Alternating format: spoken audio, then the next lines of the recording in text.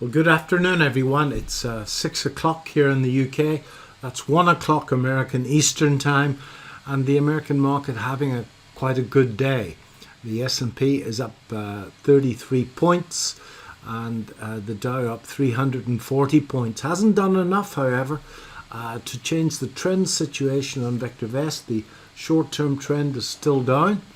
Underlying trend is down, and the longest term measure of the trend is down. So VectorVest does not advocate buying stocks at this time, but it does look promising. So I have the VectorVest Composite US open in the background here. Here we go. And we've had a couple of sideways days. This is the DEW market timing system. I've put on the calls here. Very simple but robust. A moving average, a momentum indicator. When the momentum indicator comes up through its center line and the price closes above the moving average, then it prints a buy signal. That's after the sell-off. That would be a really good signal to start to build some positions. I have one position already. I spoke about it last week.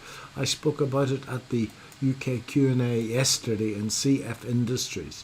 So I think that if we certainly close above that high and the DEW prints a buy signal, then I'll certainly be getting my feet wet in some positions. If we have a look at my dear old friend, the S&P 500, and as many of you will know, I trade the S&P 500 on our futures market, which in the UK we refer to as spread betting, but essentially apart from the legalese, it's trading it on the futures market. This is a sell-off from the top. There was huge volume went into the market just at this low. Last week we went right up, and this wave impinged that wave, and that is a very bullish bit of market action.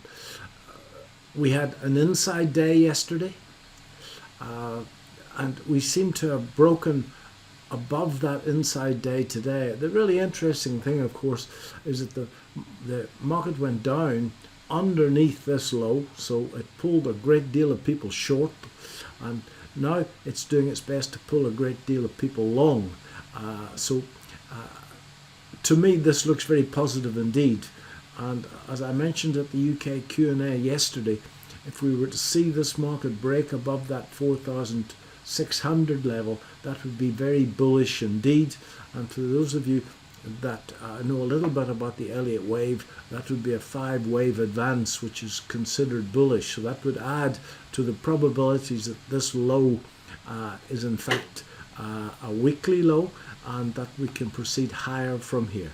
So starting to feel a little bit more bullish about this market. Clearly it's got a lot of work to do to get up through that 4600 level, and I shall be waiting for the DEW to print a buy signal before doing anything further. If we have a look at the intraday opinion, now this is a 5-minute chart of the S&P, and that's the inside day that I spoke about. That's Friday's advance, and this is the inside day, and you can see how it went down below yesterday's low and then reversed. Now those of you that are familiar with my work will know that I'm very, very fond of the 78% retracement, and this market came off 78% of Friday's range, pretty much to the tick. Made a lovely little head and shoulders reversal down there, and I couldn't resist that, folks. So I'm long of this from somewhere about here, and it's not a position I'm going to hold on to, but I'm starting to feel quite much more positive that the low could be in. As I say, market's got an awful lot of work to do yet to get through that 4600 level. Through that 4600 level, then the probabilities favour a further advance. In the UK, we're having quite a good spell, and as you can see, the situation much more positive. That's the close on Monday the 7th, And you can see that we've got a green light, and we've even got a little black star winking at us in the green light, which is telling us that the price is up day over day and week over week. And the momentum is also rising, so we're moving off this bottom quite strongly in the UK. The short-term trend is up, underlying trend is down, and we've got a confirmed down in place. If I have a look at the market timing in the UK, there we are, and it's also got the DEW, and there we are. I would be pretty much the same situation, folks. If this can get up through zero and we can close above the moving average, I would like to see it close above that old high. Then, as I keep telling the VectorVest subscribers, the ball is in, the game is on. I've got 4 positions in the UK, I'm slightly under 30% in stocks, 70% in cash. When we get that DEW signal in the UK, then I'll start to add to that portfolio to go back into the stock market in a gentle way to start with. Similarly, in the US, when we get a DEW buy signal, then I'll start to look for some more spread bets. At the moment, I have a position in CF Industries, and if we go back to the real-time market, go to viewers and go to the stock viewer, and put up CF. There we are. I was a little naughty last week. I bought this, in fact, based on the primary wave. I know I said I wouldn't, but I did. I couldn't resist it. And there is what's happened. Yesterday it came off that old high. Today we're having quite a good day. My stop loss is still at the VectorVest stop loss, which is down here. I didn't get the stop loss entry. So underneath this particular low, in fact, that low is at 66.81. So we're still running here. I particularly like this because of the volume. It broke here on big volume. It then went sideways on falling volume, and I got filled at 72.50 on that pullback. Not surprising that it's going to take a day or two to get through these old highs, and certainly if the general market starts to move up and we break through that 4600 level that I keep talking about in the S&P, then the probabilities favour it actually moving much, much higher. Just remember, folks, in this line of work, there's no certainties, there's only probabilities.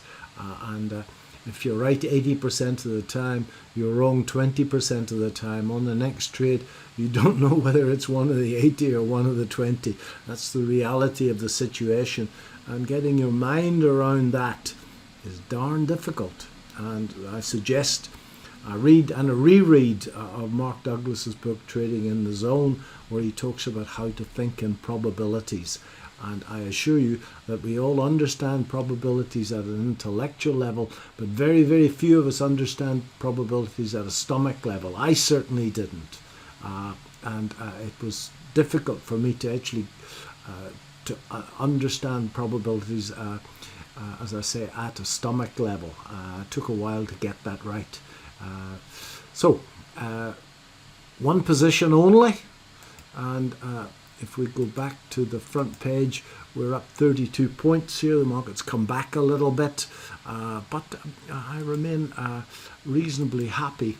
As you can see, it's come off these highs a little bit. It's going to take a bit of energy to get through that. If you're not in the market, sit and wait for that DEW signal. So I hope this helped a little bit. I know it's a little bit weak in that market is confused.